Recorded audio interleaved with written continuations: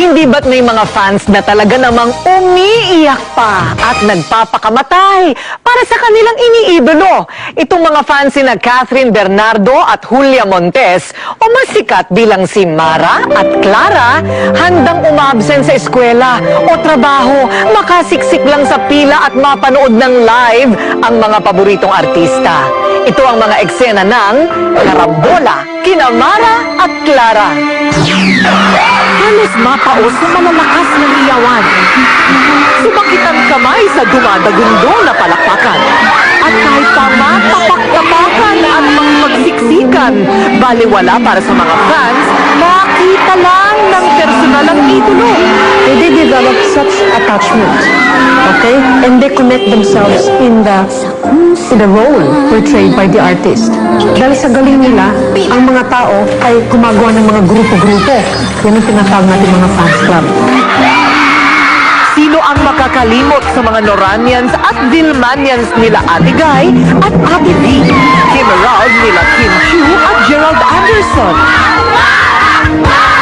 At ngayon, ang bagong sinusubaybayan at pinipilian ng mga tagahanga. Sina Catherine Bernardo Hindi ko naman po sinasadya eh. at Julia Montes. I told you hindi kami magkalabel. She may try, but she will never win. Ako po si Catherine Bernardo. Sina Catherine at Julia ang mga batang aktres na napiling gumanap sa remake ng hit teleserye na Mara Clara na dating ginampanan nila Julian Santos at Gladys Reyes. Ano nga yung totoo sa akin para hindi ako mukhang tanga? Taong 1992 nang unang pumere ang Mara Clara sa telebisyon. At makalipas ang mahigit 15 taon, muli itong tinatangkilik sa TV. Patunay na malakas ang hatak nila Catherine at Julia sa publiko. Mamin ka, Clara? May kinalawan ka ba sa nangyari? Ha? Why will I do such a thing? Bumabagsak ka na. Kayang-kaya mo sirain sa sarili mo. At nang minsang pumunta sa isang mall tour sa Iloilo ang mga bida ng Mara Clara, Diyos ko po! Halos hindi mahulugan ng karayom ang lugar sa dami ng tagahangang dumadagsa at nakikipagsiksikan. At nang isa-isang lumabas ang mga leading men nila Mara at Clara, hindi magkamayaw ang mga fans sa pagsigaw. Mas matinding sigawan ang narinig sa mga fans nang lumabas na si Julia. Paglabas ko, kasi ang in-expect ko, yung dati pa rin na kontrabida na pag galit sila, sila, alam niyo yun, happy yung nila, pili-pili. So parang ako, wow. Pero hindi nagpatalo ang mga fans ni Mara. Napapunta po kasi kaya sabi, wala parang walang tao. Mga tao pa yan, kaya wala sa mood. Andun sila lahat sa stage para mapanood yung performance po namin. Bukod sa mga nagsisiksikang fans sa ibaba, punong-puno din ang tawang ikatlong palapag ng mall.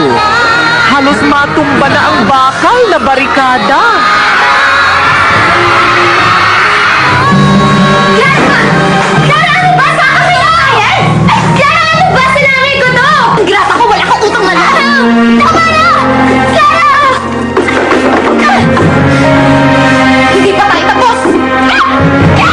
Nabigat na drama siya na talagang todo yung pag-iyak niya, super galing na bata.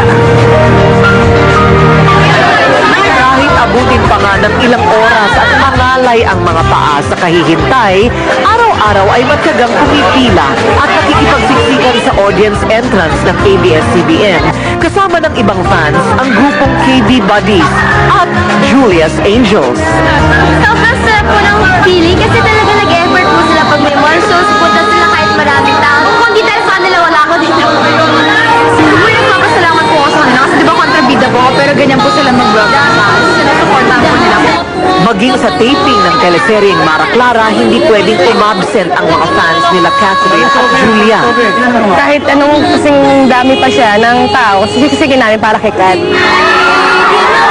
Sinasabing walang artista kung walang tagahanga. Mga fans na handang makipagsiksikan sa masikip na mundo ng mga sikat, makapagbigay lang ng suporta, maidepensa lang ang iniidolo, masiguro lang na mananatiling buhay sa industriya ang kanilang mga inspirasyon sa kanilang mga buhay. Siyempre,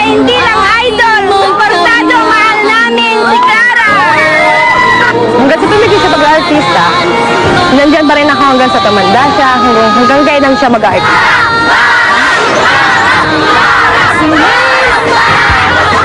Kung minsan, pakiramdam natin ay puno o siksik tayo ng problema at hinaing sa buhay. Parang hindi ka makagalaw at hindi makahinga, hindi ba? Wala po yang iniba sa lugar. Na parang kahit saan pang lugar yan, kahit anong sikip at siksikan, masasaan pa ba at mayroon pa rin mahahanap na daang palabas kung saan mas maaliwalas at maliwanag ang buhay. Magtsatsaga ka lang. Ako po ang inyong kaibigan, kabalitaan at kakampi, Corina Sanchez. Hanggang sa susunod na edisyon ng paborito ninyong kakwentuhan tuwing linggo ng gabi. Ito ang Rated K. Gusto niyo bang marinig ang mga kwento? Gusto niyo bang malaman ngayon ito? Gusto niyo bang mga kwentong seryoso? Tagumpay at pagkatalo, pag-ibig at pagbabago. Okay, halos kumadama kayo. Mga kwentong nakakakilig, mga aral sa buhay na ding hindi nakakainig.